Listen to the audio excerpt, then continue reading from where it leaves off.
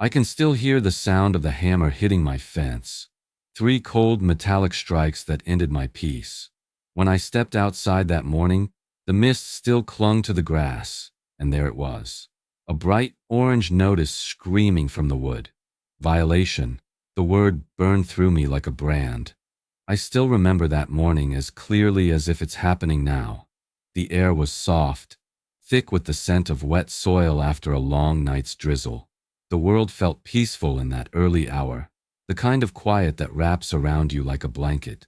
The sprinklers in my neighbor's yard whispered in the distance, and the faint rustle of leaves from the oak behind my pond made me smile. For a moment, everything felt right. My little backyard pond, with its glimmering surface and the gentle hum of frogs waking up, was my sanctuary. After months of caring for it, it had become more than just water and stones.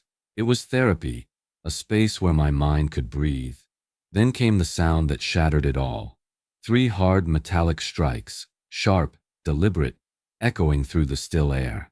The first strike made me freeze. The second sent a shiver through my spine. By the third, I was already walking toward the fence, my robe dragging through damp grass. And there it was, a bright orange paper pinned to my wooden fence post, the ink still bleeding slightly from the morning mist. My heart began to thud before I even read the words. At the top, in bold black letters, it screamed, "Notice of violation." For a moment, I just stared at it, the paper fluttering lightly in the breeze as if mocking me. The world around me dimmed, the morning's calm replaced by a creeping sense of unease. I reached out, my fingers trembling slightly as I tore the notice from the nail. My name, Sarah Whitman, was printed across the top.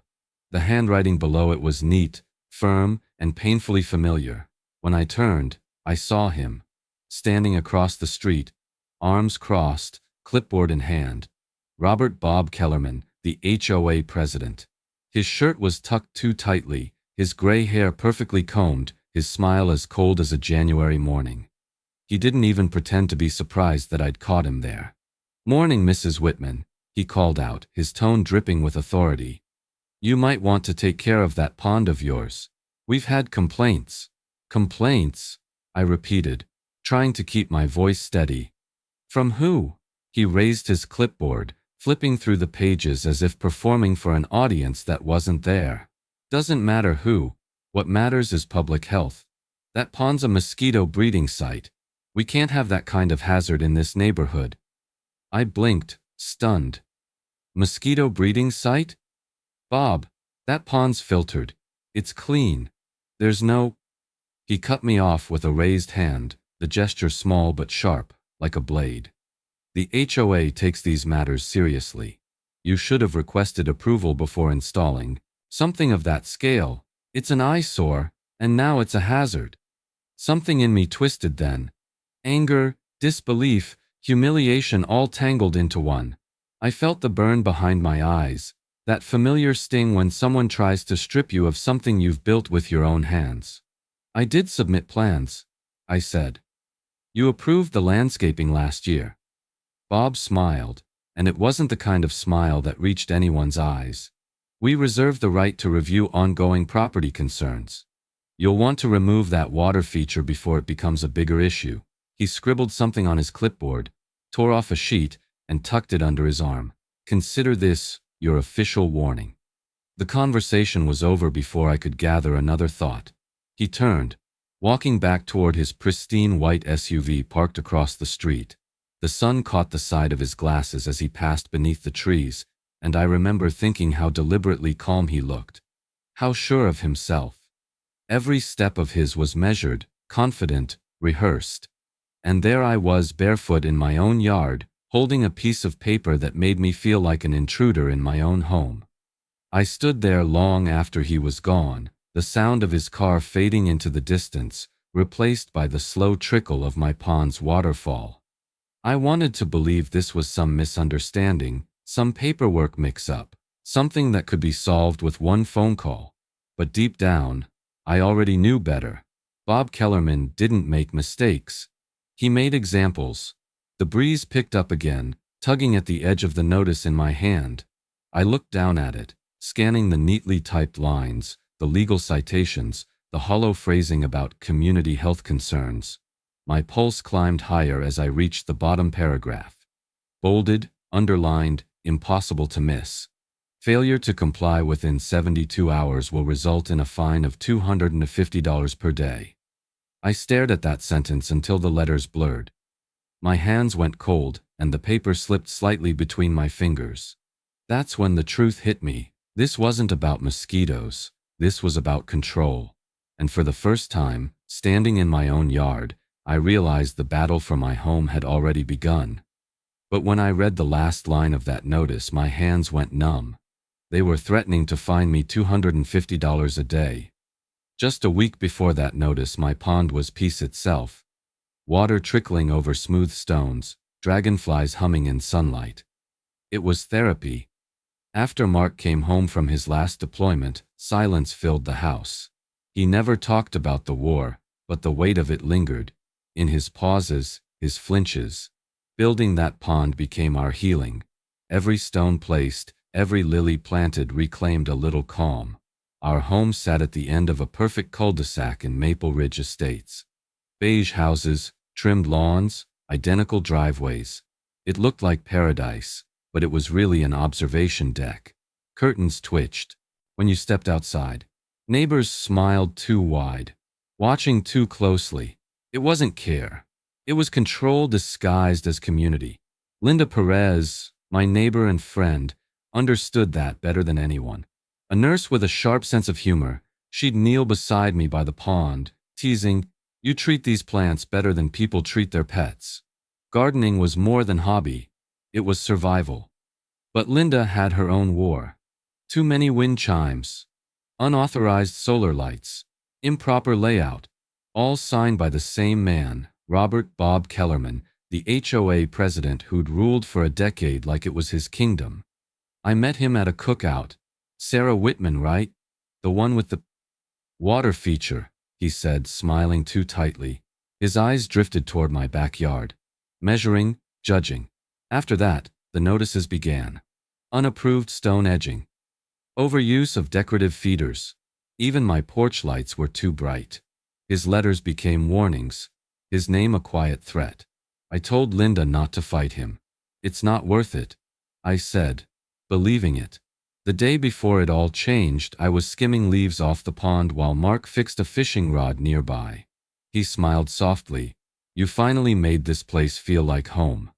For the first time in years, life felt steady. Flowers bloomed, water shimmered. The world was kind again. But in neighborhoods like ours, peace never lasts. The HOA always finds something to claim. The next morning, I found an orange notice nailed to my fence. I sighed. Another petty complaint, I thought. Then I heard it, the rumble of an engine. A white county truck stopped in front of my house, the health department seal stamped on its door. And in that instant, I knew.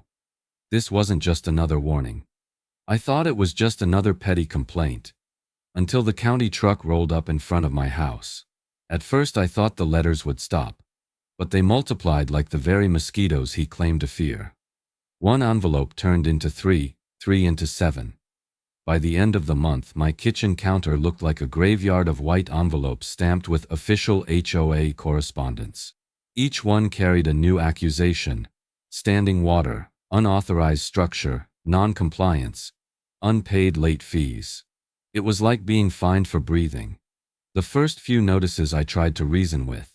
I wrote polite responses, attached photos of my pond's filtration system, even offered to have the water tested by the county. None of it mattered. A week later, another letter arrived claiming I'd failed to address a public health concern. The language grew colder, more official, like something written by a machine rather than a neighbor. By the third week, they began adding late fees, $50, then $100, then $200. Each notice ended with the same signature: Robert Kellerman, HOA President. At first, the neighbors were sympathetic. They'd nod when I passed by, muttering about how Bob gets carried away sometime. But slowly, the smiles faded. Conversations on the sidewalk grew shorter. The friendly waves from across driveways turned into quick glances before doors shut. Even Linda, who had always been bold, warned me quietly, "Be careful. He's got the board behind him this time." I didn't understand what she meant until the gossip started. Whispers that I'd brought in pests, that my pond was causing allergies, that I refused to cooperate. Bob didn't just write letters anymore. He started showing up. No warning, no courtesy call, just his heavy knock against the front door or the sound of his shoes crunching over gravel in my backyard. The first time it happened, I came outside in my gardening gloves and found him crouched by the pond, clipboard in hand, muttering notes. "You're not allowed to be back here without permission," I said, trying to keep my voice calm. He straightened, brushing imaginary dust from his sleeves. "HOA bylaws grant us authority to inspect ongoing violations," he replied, his tone smooth, deliberate. That was a lie, and I didn't know it yet. He came again 3 days later, this time while Mark was at work. I looked out my kitchen window and saw him snapping photos of my backyard. My stomach knotted as I stepped outside. "You're trespassing," I said louder this time. He smiled, clicking another picture. "Just documenting for the record, Mrs. Whitman. If you have nothing to hide, you shouldn't mind." When I told Mark that evening, he clenched his jaw, ready to storm over there, but I stopped him. "That's exactly what he wants," I said.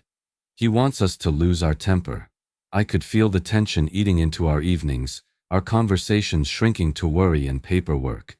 Even the pond, the one thing that once calmed me, started to feel like a curse. Every ripple, every hum of frogs felt like it was mocking me. Then came the late-night incident. Around 9 p.m., headlights flared outside our window.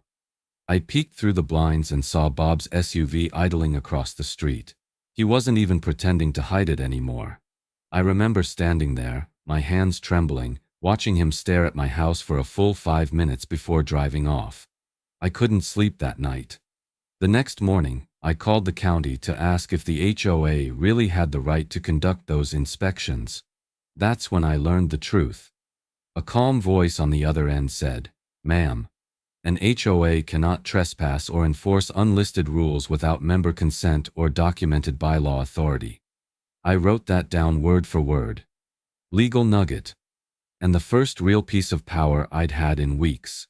But knowledge alone didn't stop the anxiety. I began jumping at small noises, checking my backyard from every window, feeling eyes on me even when no one was there. My garden gloves stayed by the back door, untouched for days. One afternoon, I sat on Mosquito, the porch steps, staring at the pond. The water was still, perfectly clear, and I saw my reflection looking back, tired, small, and defeated. I realized then that the harassment wasn't about the pond anymore. It was about control, intimidation, breaking me down piece by piece until I gave up. And it was working. That afternoon, I received a certified envelope, thicker than the others, heavier somehow. Inside was a final notice printed in bold. The words blurred as I read them, my pulse pounding in my ears. Failure to remove the pond within 72 hours will result in daily penalties of $250. I felt the air leave my chest. 72 hours. 3 days to destroy the one thing that kept me sane. And then he gave me 72 hours to destroy my pond, or face daily penalties. That was the night I stopped being afraid and started reading. For weeks, I'd lived in dread of the next letter, the next knock, the next threat from Bob Kellerman. But fear burns itself out when it's pushed too far. By sunset, I was done crying. I cleared the table, spread every notice before me, and opened my laptop. If they wanted to bury me in paperwork, I'd dig my way out with it. The HOA bylaws were 46 pages of legal fog, meant to confuse, to make homeowners feel small. But line by line, I found cracks. Nothing about private ponds, no rule about mosquito control, and every mention of environmental hazards required a certified county report. Bob didn't have one. His violations referenced files that didn't exist.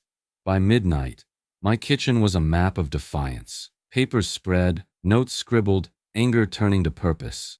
For the first time in months, I felt control returning. The next morning, I drove to the county records office. The clerk handed me a thin folder. 3 HOA complaints, all signed by Robert Kellerman. 2 were for unapproved modifications. The third was my pond, labeled a mosquito hazard. The attached inspection sheet was blank. No county signature, no data, no photos, just lies. My pulse quickened. This wasn't harassment. It was fraud. An hour later, I sat across from Officer Trent Davis of the Environmental Quality Department. Calm voice, steady eyes, the kind of official who made you feel seen. I handed him the evidence. He flipped through it, then nodded. "You're right," he said. "This isn't a certified report. If it were real, we'd have records." "So he can't threaten fines?" I asked. "Not without proof," he replied. "HOAs can't override county regulations. That's your legal protection." I wrote that down. My first weapon. He offered to inspect the pond himself. For the first time in weeks, my heartbeat steadied. Driving home with the windows down, everything looked sharper. The same houses that once felt like cages now looked fragile. One truth away from collapsing. I wasn't helpless anymore. I had evidence, law, and courage. That evening, as I stacked my papers, Mark asked, "You ready for this?" I nodded. More than ever. But staring at the pond's reflection, a new thought surfaced. This wasn't just about defense anymore. It was about strategy. If Bob thought my pond was a breeding site, maybe it was time to show him what nature could really do. That's when I realized nature itself could fight this battle for me. If Bob wanted to call my pond a breeding site, I'd give him something worth inspecting. The idea came late one night, somewhere between exhaustion and defiance, as I sat hunched over my laptop, coffee gone cold, the house silent but for the hum of the fridge and the ticking clock. I wasn't scared anymore. I was focused. I started researching mosquito control and pond ecology, page after page on natural balance, filtration, and predators. The irony was poetic. The best defense wasn't chemicals, but nature itself. Frogs, toads, dragonflies, born regulators. One line stuck with me. A single toad can eat over 100 mosquitoes in one night. That's when the plan took shape. If Bob wanted to treat my pond like an infestation, I'd let nature prove him wrong. I'd restore balance, with toads, not a handful, hundreds, maybe 1,000. I learned everything about native species, harmless, beneficial, vital. American toads were perfect. I found a conservation site, used my maiden name, and placed an order. When the email came, order approved, 1,000 native tadpoles. I felt calm satisfaction. This wasn't revenge. It was correction. That week, my garage turned into a nursery. Tubs of pond water under soft lamps. Linda stopped by, teasing, "Starting a pet shop?" But when I explained, she just smiled. "Let the ecosystem fight your battle," she said. That night, I told Mark. He listened quietly, pond water whispering through the window. "So you're flooding the neighborhood with toads," he said. I laughed. "Not flooding, restoring." He nodded. "Just promise me it's for peace, not war." After he went to bed, I stood by the window, moonlight glinting on the pond. Maybe peace wasn't silence, maybe it was balance. Maybe standing your ground could look like letting nature speak. For days I cared for the tadpoles, tracking water temp, feeding schedules, quiet work that steadied me. Watching them move felt like watching courage grow. When they were ready, I circled a date on the calendar in red. That night, I realized I wasn't waiting for letters anymore. I was preparing a defense, one that was alive, unstoppable, and utterly natural. The night the pond would speak for itself. The sky was black and still. Even the crickets were silent, as if the night itself was holding its breath. A storm brewed somewhere unseen. The house behind me was dark except for the faint kitchen glow. Barefoot on damp grass, flashlight in hand, I stood by the open garage. Inside, the tubs rustled. Hundreds of tiny movements, quiet but alive. For a moment, I just breathed. Wet earth, cool air, the pulse of the pond. Every threat, every letter, every sleepless night had led here. I wasn't breaking rules. I was restoring balance. Mark had gone to bed early. Before leaving, he squeezed my shoulder. "Be careful," he said softly, knowing I wouldn't stop. I turned off the light. The moon glowed low, silver across the pond. My heartbeat matched the ripples. Lifting the first tub, I poured it slowly.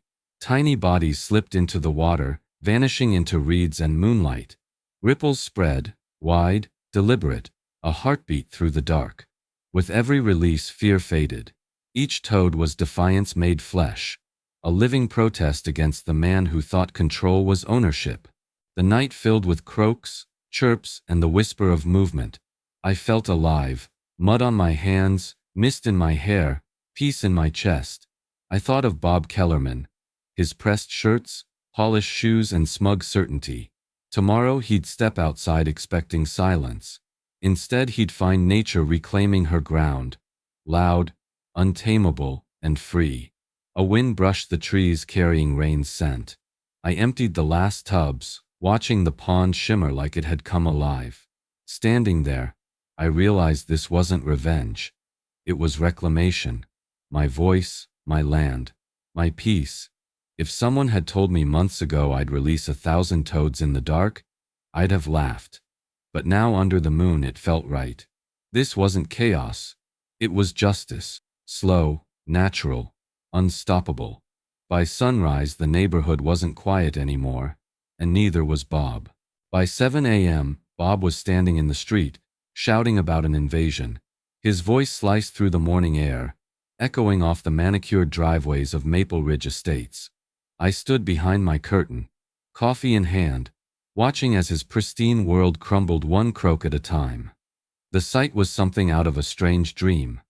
Hundreds of tiny toads hopping across lawns and sidewalks, their slick little bodies catching the golden edge of sunrise. The air was alive with sound, croaks, chirps, the rustle of grass, and above it all, Bob's furious bellowing.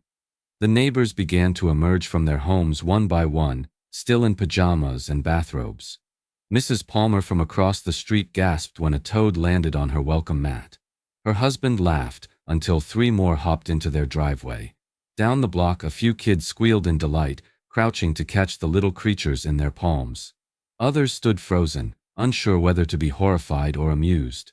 And then there was Bob, pacing up and down the cul-de-sac, red-faced, hair disheveled, gripping his clipboard like a weapon. "This is unacceptable," he barked. "A public nuisance, a violation of community standards." His voice cracked mid-sentence, but that didn't stop him. He jabbed a finger toward my house, shouting for anyone who'd listen. "It's her. That pond woman. I told you this would happen." I waited a few minutes before stepping outside, deliberately calm. My coffee cup still warm in my hand, I waved at Linda, who was standing by her mailbox, trying, and failing, to hide her grin. "Quite a morning," I said, my tone casual, almost amused. She stifled a laugh. "You could say that." Bob turned the moment he saw me, his face contorting like he'd swallowed fire. "Mrs. Whitman, do you see what your pond has caused? You've unleashed a plague." He stomped toward me, dodging toads with every step. "You're in direct violation of community safety codes." I tilted my head, pretending to examine the scene like a curious bystander. "A plague, Bob? They look like toads to me. Cute, aren't they? And they eat mosquitoes, from what I hear." He sputtered, gesturing wildly. This is chaos. You can't have a healthy ecosystem?" I interrupted, keeping my tone polite. "Funny, I thought the HOA wanted to reduce mosquito problems." His mouth opened, but no sound came out.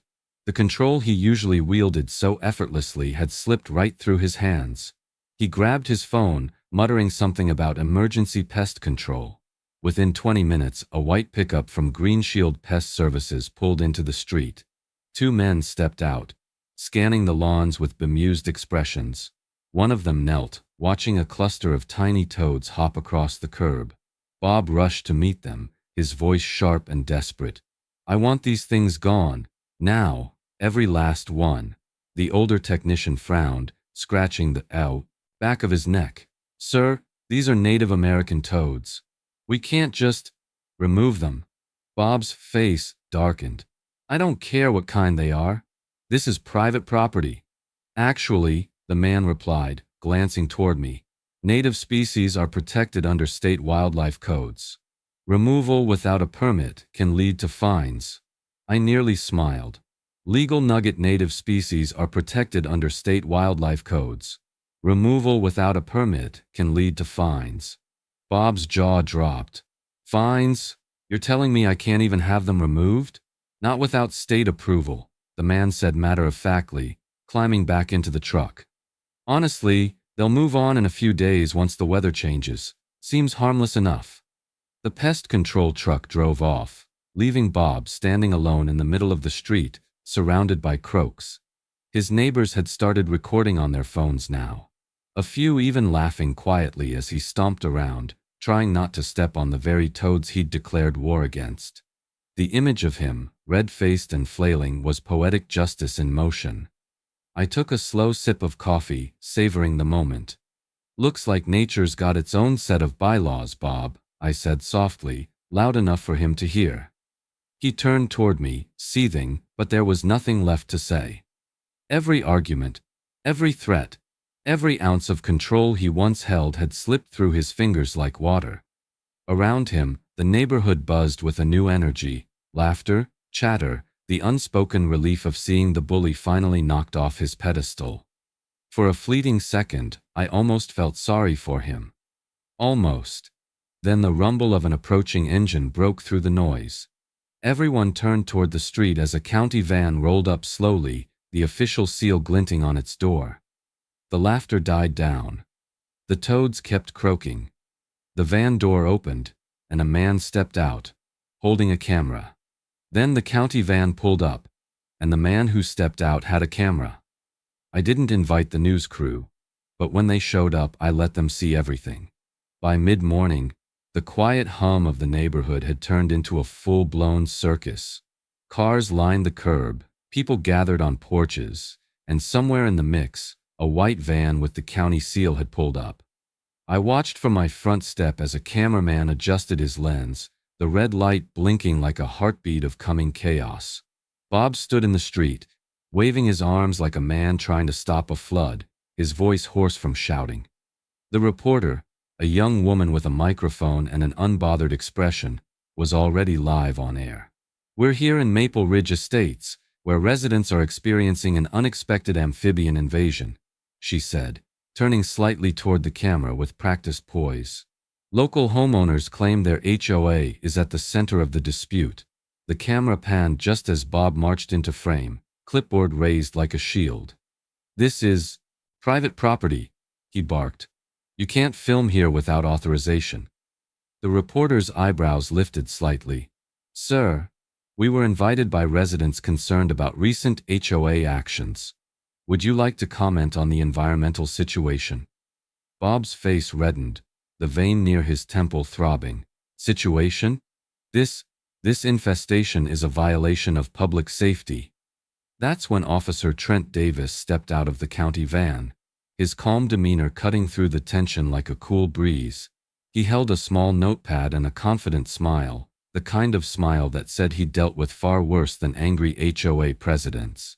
Actually, he said, loud enough for both the crowd and the camera, these toads are native to the area. They're a sign of a healthy ecosystem. Nothing hazardous here. The reporter turned her mic toward him. So just to be clear, these toads aren't causing a public health issue. Not at all, Trent replied smoothly. In fact, they feed on mosquito larvae. This pond is functioning exactly as it should. You could almost hear the collective exhale from the watching neighbors. Some even started clapping. I couldn't help it. I smiled.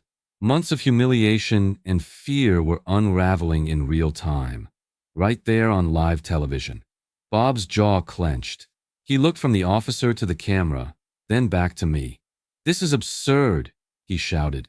She's weaponized wildlife. This is an attack on community order. The crowd broke into quiet laughter. Phones held high as they recorded every second. His power, once absolute, was now slipping through the cracks of public embarrassment.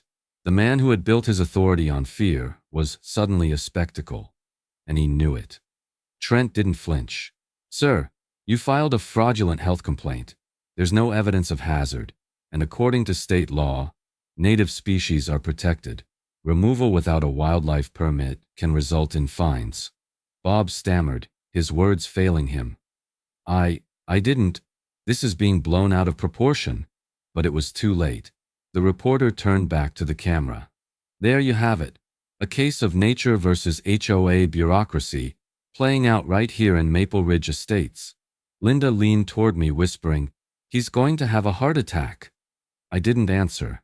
I was too busy watching the realization dawn on Bob's face. The moment he understood the cameras had turned him into the villain. Within minutes, the clip went viral. Neighbors who had once avoided me were suddenly on my porch, offering smiles, apologies, even cups of coffee. "Good for you," one of them said. "It's about time someone stood up to him."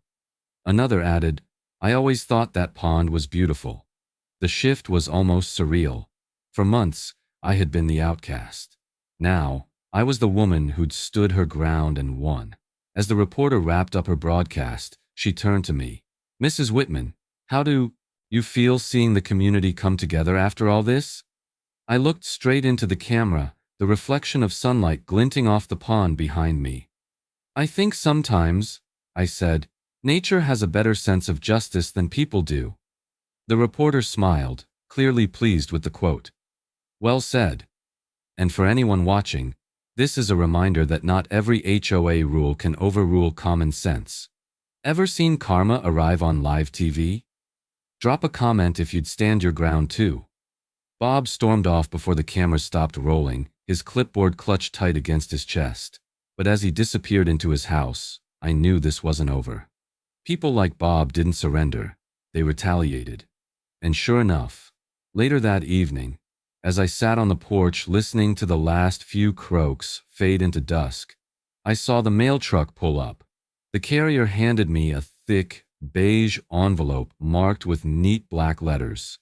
"Kellerman and Associates, Legal Counsel." But Bob wasn't finished. His next move came wrapped in legal paper. He tried to bury me in paperwork, but I had truth on my side. Within a week of the news broadcast, Bob Kellerman went from neighborhood tyrant to desperate man with a lawyer. The beige envelope that arrived on my porch was thick and heavy, its contents printed on official letterhead. "Maple Ridge Homeowners Association vs. Sarah Whitman." According to the claim, my pond had caused emotional distress, environmental disruption, and property devaluation. Reading it felt like choking on the same arrogance I'd lived under for months. But instead of breaking down this time, I laughed. It was a hollow, tired laugh. The kind that comes when you've already seen the worst and survived it. Bob had made one critical mistake. He underestimated how much I'd learned. The following morning, I took my folder of county documents straight to my attorney, a calm, practical woman named Evelyn Marsh. She flipped through the pages with steady fingers, occasionally nodding as she read my notes. "He's bluffing," she said simply. "This won't hold.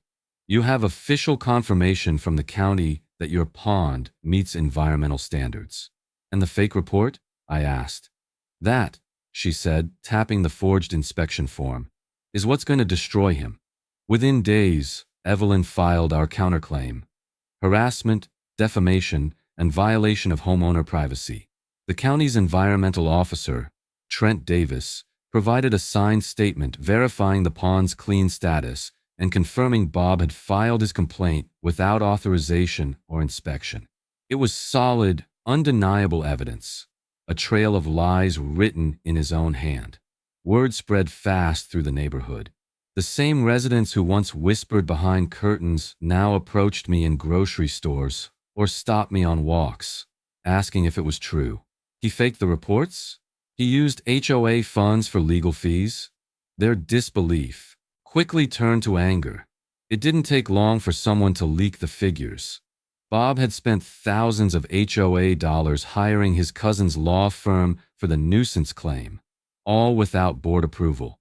The board members, the very people who had once nodded along to his every word, started to waver.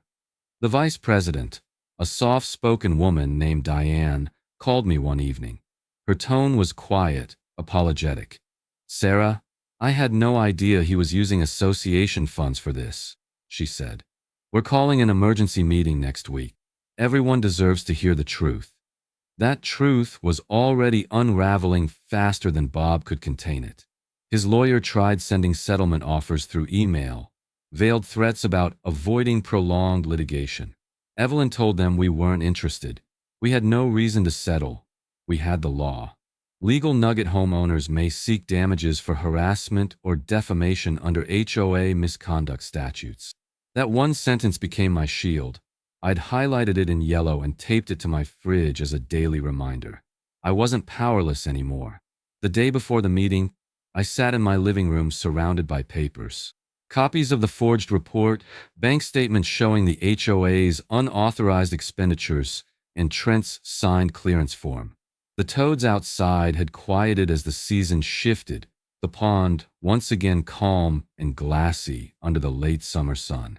It struck me how poetic it all felt, the chaos fading just as justice began to take shape. Still, beneath the calm, I could feel the storm building again. Bob wasn't the type to accept defeat gracefully. Rumors swirled that he'd called an executive session, demanding loyalty from his board members and threatening to sue anyone who voted against him. But from what Diane had hinted, his grip was slipping. For the first time, the board was questioning the man they'd feared for years. That night, as I laid out my documents in a neat stack, I realized the next day would be more than just another meeting. It would be the day his lies were laid bare for everyone to see. The battle that began with a single orange notice was about to end under fluorescent lights, in the one place Bob thought he'd never lose control, his own boardroom. That boardroom would become the battlefield where everything flipped. The HOA room was packed. Cameras, neighbors, silence thick enough to choke on. The air smelled of paper, old carpet, and fear, not mine, but his. Bob sat at the head of the long oak table, his once proud posture sagging under the weight of everything he'd built and was about to lose. The fluorescent lights flickered above us, humming faintly like distant electricity. It wasn't just another meeting. It was Judgment Day. I walked in with my folder pressed against my chest, the weight of it both grounding and empowering. Every document, every photo, every line of proof was tucked neatly inside. Months of humiliation condensed into evidence. The moment I stepped through the door, conversations died. I could feel every eye in the room tracking me as I made my way to the podium. Bob didn't look up. He just shuffled papers, pretending to be busy, the clipboard that had once been his badge of power now nothing more than a prop. Diane, the vice president, cleared her throat.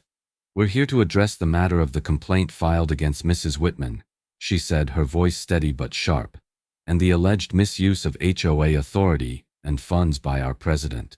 Murmurs rippled through the crowd. A few neighbors nodded at me, quiet gestures of support from people who had once avoided my gaze. I took a breath, unfolded my papers, and began.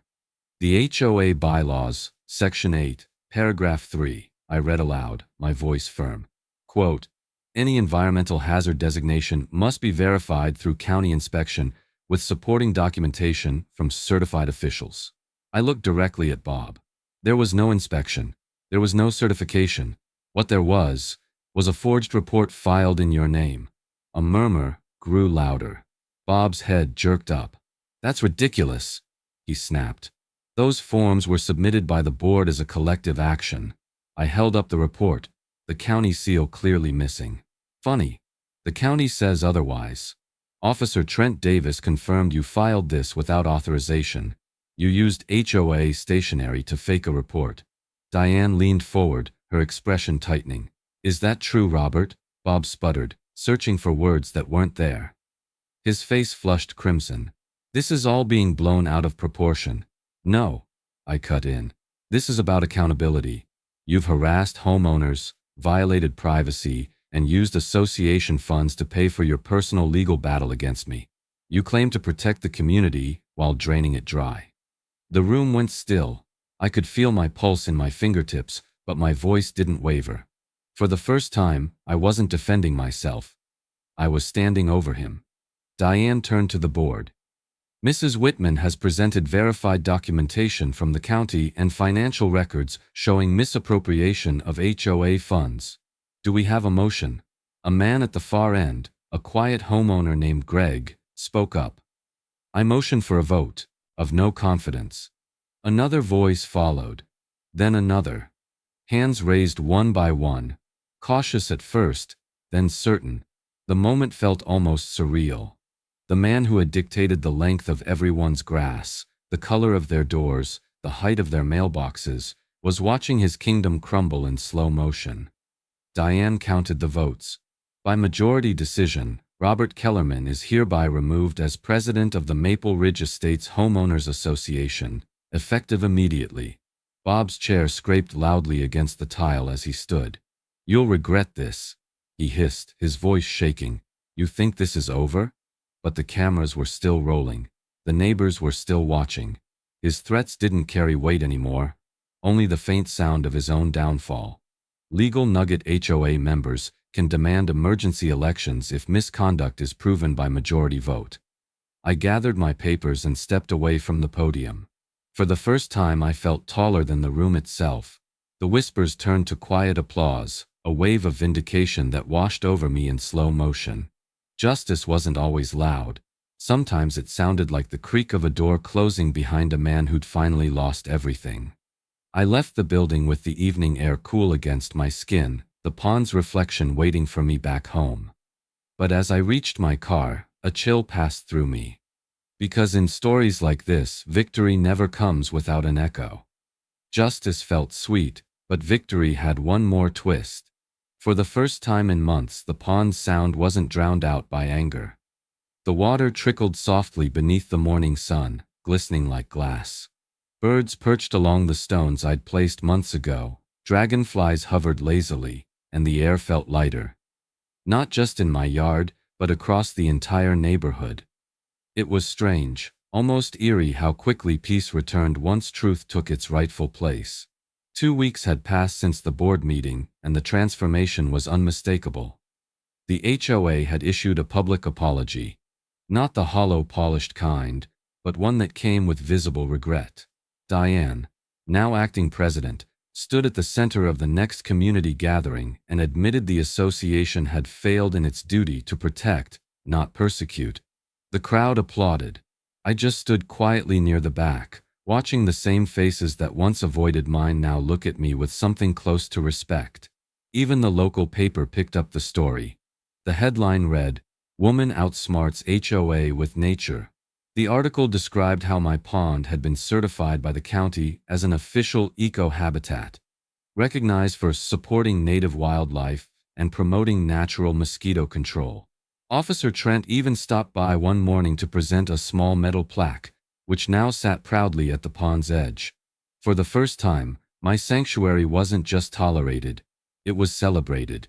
The neighborhood's children began visiting with their parents, peering over the rocks to spot the toads hiding in the reeds. Their laughter filled the air where silence and tension once lived. Linda often came by with coffee, grinning as she teased, "You've single-handedly turned this HOA nightmare into a nature park." I'd laugh, but deep down I knew it was more than that. It was proof that standing your ground, even quietly, could shift the balance of power. Mark and I found each other again through the calm. The nights that once ended in anxious silence now ended in conversation, sometimes laughter. He started helping me expand the garden, installing new solar lights, and trimming the hedges. One evening, as we sat on the porch watching the toads hop lazily across the grass, he reached for my hand. "You were right," he said softly. "Peace doesn't come from giving in. It comes from knowing you did the right thing." I didn't answer. I just watched the pond shimmer in the moonlight, feeling that rare, weightless kind of relief that only comes after surviving a storm. Life began to move on. The HOA, under new leadership, focused on repairing what had been broken. Bob, as far as I knew, had sold his house and left town. The neighbors started planting, repainting, and smiling again. The tension that once hung like smoke had finally cleared.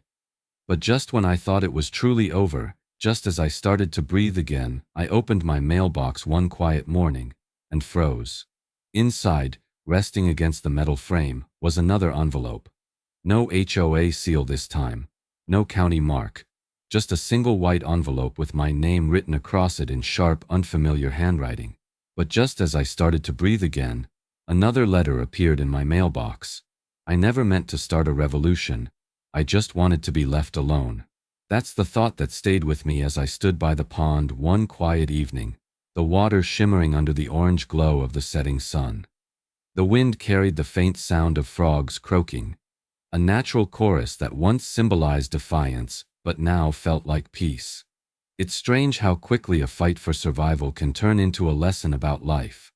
I hadn't set out to challenge an institution or expose corruption. I'd only wanted to protect something small and beautiful. But sometimes protecting what's yours means uncovering truths far bigger than you expected. When I think back on it now, the letters, the threats, the cameras, the courtroom tension, I realize that this story was never just about a pond. It was about power, and how easily people misuse it when they think no one will stand up to them. The HOA was supposed to protect property values, but it became a shield for control and intimidation. Bob Kellerman didn't care about mosquitoes, he cared about authority. And for a long time, I let that authority scare me into silence. That was my mistake and my turning point. I learned that fear feeds control. Every time you stay quiet, every time you convince yourself it's easier to comply, you give people like Bob more space to expand their reach. But knowledge, that's different. Knowledge is the one thing they can't use against you. The moment I opened those bylaws and realized how much power I actually had, the entire balance shifted. That's when I learned my greatest lesson. The law protects the informed, not the silent. If there's one thing I hope my story proves, it's that you don't have to be loud to make an impact.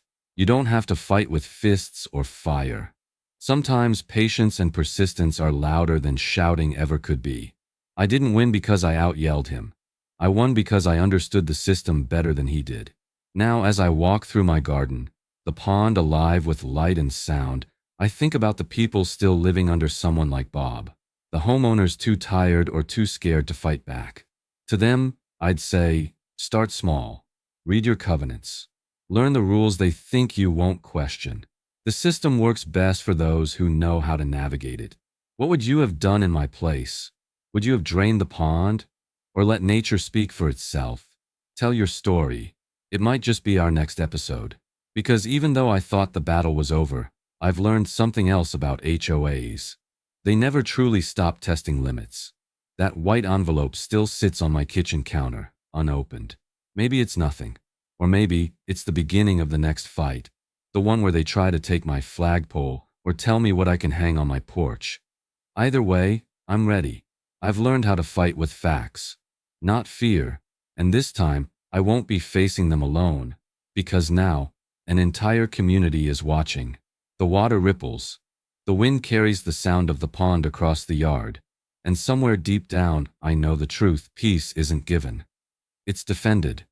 What would you have done if your peace, your home, and your pride were all on the line? Would you have drained the pond and stood your ground like I did? Share your story in the comments because these HOA battles are happening everywhere. And your voice might be the next one that brings justice to light. If you believe homeowners deserve freedom from corruption, hit like, subscribe, and join our fight for truth. Because sometimes the smallest battles, fought by ordinary people, spark the biggest changes. And trust me, you'll want to see what happens when the next letter arrives.